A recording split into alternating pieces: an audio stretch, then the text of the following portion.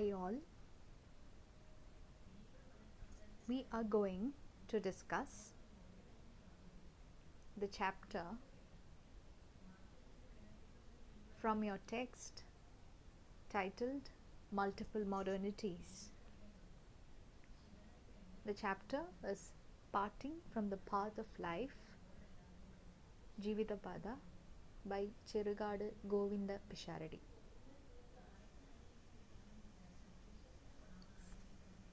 Cherugadu Govinda Pisharadi is one of the eminent writers in Malayalam. He is known popularly as Cherugadu. He has written poems, dramas, fiction and narrative prose. When you analyze his writings, what do you find in his writings? We find that he generally wrote about the life of the downtrodden, that is, the life of the marginalized sections in the society, like for the poor people, like for the poor people who belonged to the lower castes, and he always stood for them. Then he is associated with communist movement in Kerala. Some of his works are Muttashi, which was published in 1959, Shanidasha in 1959 again, Jeevithapada published in 1974, Bhuprabhu in 1976, Maranapatram in 1977. Now this work, Parting from the Path of the Life, is taken from Jeevithapada. Jeevithapada is his autobiography, which won him Sahitya Akademi Award and Academy Award. And the chapter which you are now going to learn is the 8th chapter from his autobiographical work, which is Jeevithapada. Now what does this work, that is the work which you are supposed to study, deal with or talk about? It talks about Cherugad's childhood experiences. See, as children, everybody has experiences. You might be having your childhood experiences, but what does a writer do? A writer write down those experiences. So likewise, Cherugadu, he also wrote about his experiences, and in his experience or through his experience we find the social economic setup of Kerala during his time.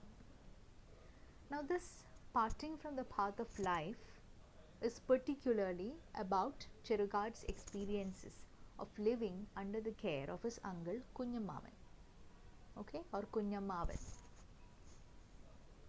So during that time, the system was of the Malayalam, Marumakkatayam in Malayalam. So where the uncle rules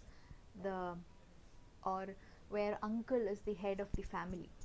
In the same way, Kunyammavan is the head of the family. So Cherugadu has to return to his mother's house, from his father's place, and he was living there along with his mother, along with his uncle, whom he calls Kunyammavan. Kunyammavan means maybe the youngest uncle.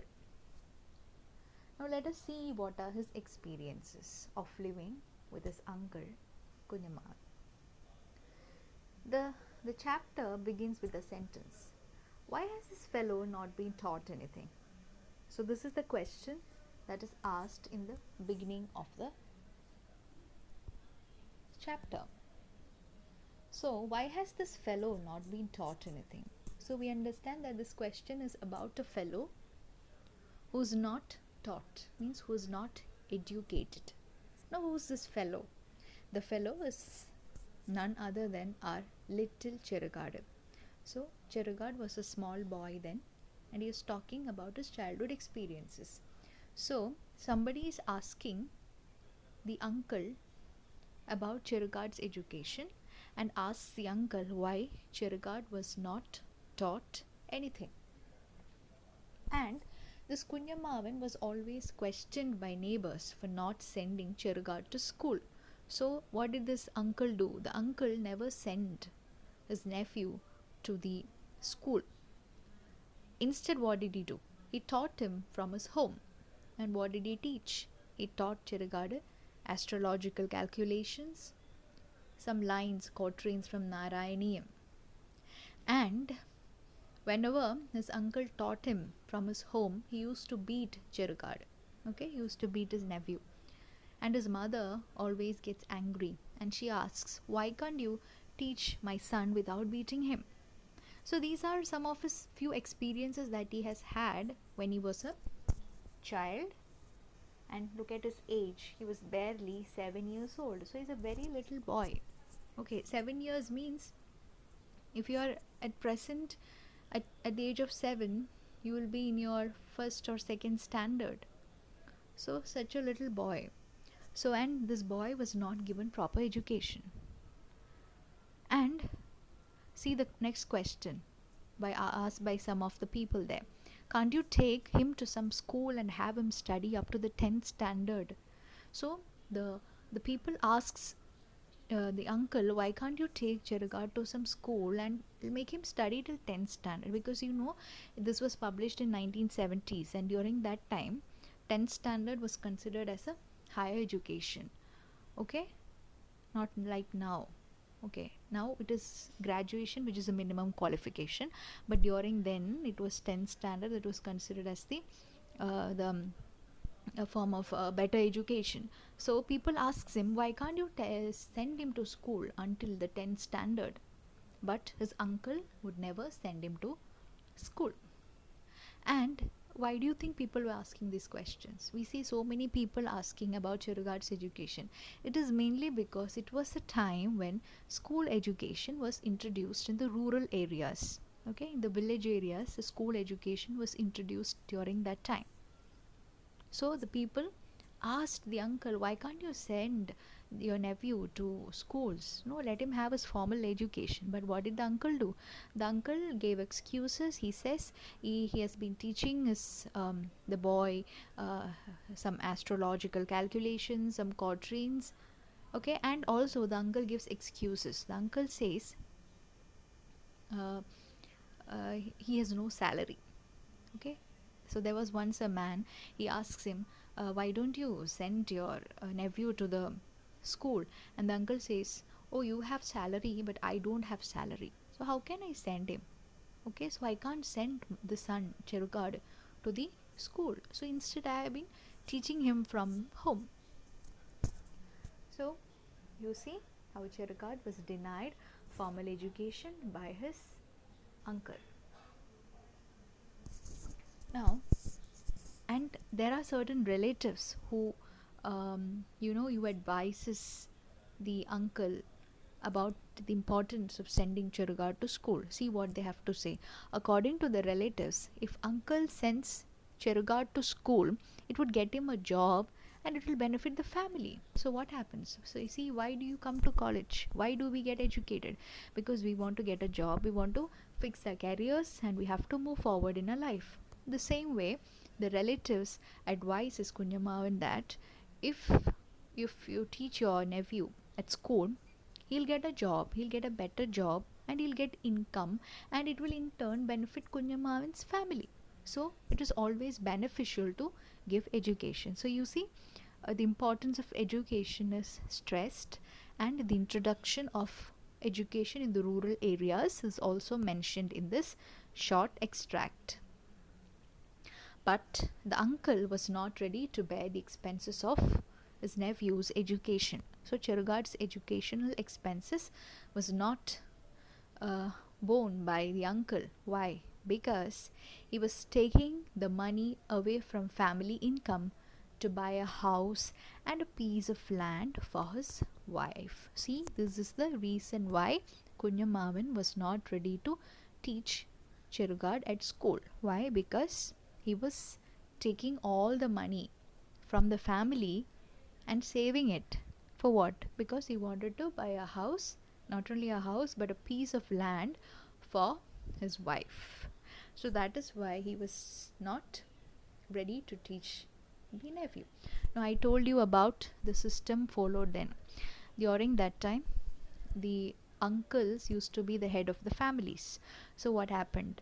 They had to bear the expenses of the education of the kids in the families.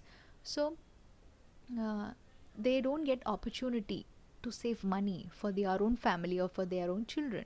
So this uncle in this story has been secretly taking away the money for his own family and for his own wife. So that is why he has no money to spend on the education of Cherugada Govinda Pisharadi. And I told you people gave him advices to send the child to school. The people also warned him. Okay, the people threatened him, the people warned him of the consequences of not sending the boy to school. I'm sorry, there is a error there. People warned him of the consequences of not sending the boy to school. Okay, it is not Cherugada, it is school. So when you read this, please take care of it. People warned him of the consequences of not sending the boy to school. Now, here comes a new character, Raghava Pisharadi. So, Raghav Pisharadi is the one who warns the uncle about the consequences of not sending the boy to school. Okay, that is, he says, you will have to suffer some problems if you don't send Cherugad to school. See what the problems are. So Raghav Pisharadi gives his own experiences with his nephew. Now, who's Raghav Pisharadi? Raghav Pisharadi is the son of Cherugad's Valyam Maman. Okay, we are now talking about Kunyam Maman and Cherugada, but now comes Valyam Maman. Who's Valyam Maman? Cherugad's Valyam Maman, and its Valyam Maman's son is Raghav Pisharadi. Okay, so Raghav Pisharadi is the son of Cherugad's Valyam Maman. He tells the Kunya Maman, the uncle, that his nephew became a thief because he was not sent to school. Whose nephew? Raghava Pisharadi. So Raghav Pisharadi's sister's son became a thief because he was not sent to school. So how did he become a thief? Okay, how did he become a thief? The boy stole rice from the temple to meet the expenses. Why? Because he has no job, because he was not educated, he did not get a job, and in order to meet the expenses, what did he do? He started stealing the rice from the temple, okay, in order to meet his expenses. Who does that? So it is Raghav Pisharadi's nephew who does that. Okay, and Raghav Pisharadi is talking about this nephew who stole the rice from the temple to Kunyamavan in order to warn him that if you don't send Cherugad to school, he might also end up as a thief. And look what happened to Pisharadi. Raghav Pisharadi. Raghav Pisharadi was wounded in his attempt to catch the thief. So, what has happened to Raghav Pisharadi? He was wounded in his attempt to catch the thief. Thief means his nephew. So, what is Raghav Pisharadi talking about? Raghav Pisharadi is talking about his experiences with his nephew. He did not send his nephew to school, and what happened? The nephew had no job and he could not get a job because he was not properly educated. So he became a thief. In order to get money, he started stealing rice from the temple.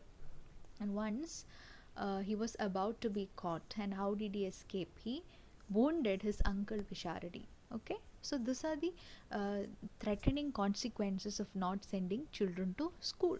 And after listening to this, what happens to a Kunyamaman? Kunyamaman, this opened the eyes of Kunyamaman. So, see, this opened the eyes of Kunyamaman. So, he realized that he should send Chirugad to school, and he decides to send Chirugad to school because he feels that it is always better to educate, otherwise he might end up a thief just like Raghav Pisharadi's nephew. So Kunyamaman decides to send Chirugad to school.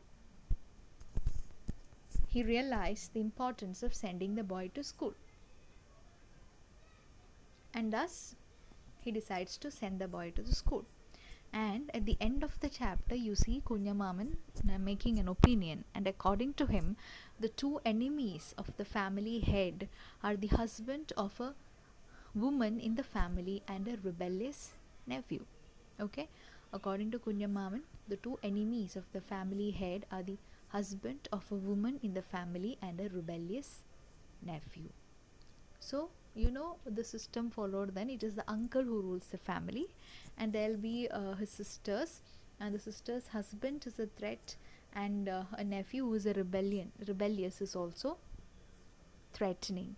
So this is what Kunyamaman says. So this extract, okay, from his autobiography Jeevithapada, talks about the introduction of education in the rural areas. Secondly, it talks about the importance of educating kids, and it talks about the consequences of not educating children, and it also talks about the demerits of the system of family followed back then, the responsibilities of a family head, and how family head try to evade their responsibilities and go after their selfish needs, because it was the system or the setup of family followed back then.